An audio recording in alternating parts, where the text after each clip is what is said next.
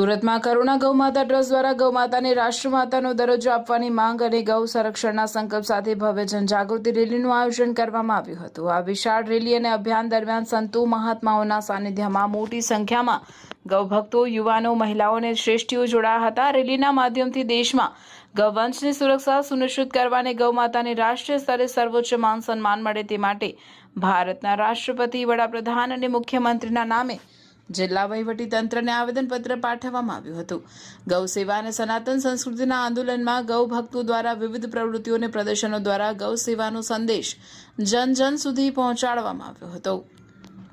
जय गौ माता, जय गोपाल। मारू नाम रमेश भाई रुडाणी, करुणा सेवक गौ सेवा ट्रस्ट। अमरा भारत भर नी अंदर आज एक ज मांग से वर्षों थया साधु संतो अमरा पूर्वजों आज गौ माता माटे लड़ी लड़ी अने बलिदान आपेलू छे। तो आज एक दिवस एवो छे कि आपणे तमामनी साइन करी अने आखा भारत नी अंदर कलेक्टर ऑफिस ने मळे अने करोड़ों नी संख्या में जो साइन अपना प्रधानमंत्री सुधी पहुंचे एवी मारी नम्र विनंती छे कि गाय माता माटे आपणे राष्ट्रीय माता बने तो आज तमाम गौरक्षकों ने न्याय मળી જાય। गौरक्षाने અને ગૌચરની જમીન છે એ ગાય માતા માટે છે।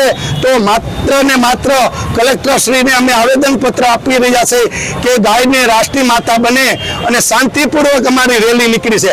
આખા ભારતભરમાં અમારો કોઈ ઉપદેશ બીજો નથી અને અમારા મુખ્ય છે ગાય માતા અને નંદી મહારાજ, આના સિવાય કોઈ પ્રમુખ નથી।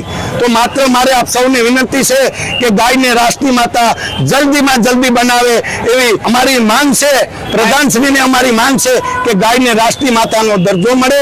ए हितथी अमे आ तमाम भाईओ बहनों भारत भरना साधु संतो तमाम आवेदन पत्र देवा रह्या छे।